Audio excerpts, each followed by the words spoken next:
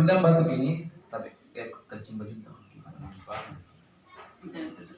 Sehingga jadi adaptasi selama ini banyak-banyak kita Allah. Kita tetap memakai minyak terapi ruqyah, membaca basmalah dengan salawat Bismillahirrahmanirrahim. Allahumma shalli ala Muhammad. Kemudian kita gosokkan di dada atas sini. Sini tak? Nah, utamakan dia di bagian ini, Bu, di bagian titik antibodi. Di mana titik antibodi manusia itu? Pas di pertengahan bulan dada. Pas di pertengahan bulan dada. Dikasih begini, caranya itu gimana? Dikasih begini saja. Ini sama dengan kalau misalnya kita takut sama corona, sakit maka sakit. Dalam perjalanan itu usahakan kita kasih begini juga data. Karena ini bisa membangkitkan titik imunnya kita. Kan orang yang flu itu kamu titik imunnya menurun. Ya, antibodinya menurun sehingga dia gampang kena flu.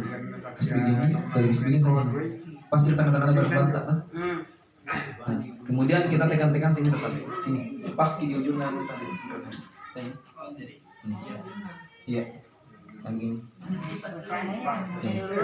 Iya. Kemudian di sini juga. Sini. Ini. Gitu. Nah, kemudian kita ambil lagi minyak terapi ruqyah. Gini. Kemudian kalau misalnya kita batuk misalnya ibu, sebelah sini. Gunakan jarak seperti ini ibu. Kemudian kita kasih begini. Kemudian ditekan sininya. Bismillahirrahmanirrahim. Jangan terlalu keras karena ini bisa mematikan. Bisa mematikan itu. Makanya kalau kita mau berbuat jahat itu di segini saya bisa mati sebenarnya. Tapi jangan kira gitu. Lagi sama saya juga. Tidak disarankan untuk istri yang lagi marah. Iya. Tekan sininya sebentar. Nah, tapi sini lagi. Itu dilakukan sampai 3 sampai 4 5 kali.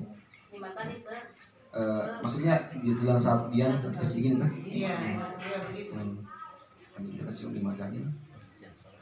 Jadi kita lakukan itu kalau bisa pagi sore saja atau minimal pagi siang sore bisa. Sampai dengar tama-tama kan kek. Nah setelah itu kita suruh bapak ini kalau misalnya tapi tangan dia suruh mandi. Sini. Kita sapu tangan tadi ini, Pak. Bismillahirrahmanirrahim. Kasih tahu. Allahumma shalli ala Muhammad. Sudah.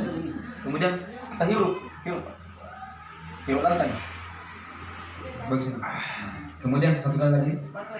Sampai 3 kali, Pak ya. Lagi Pak.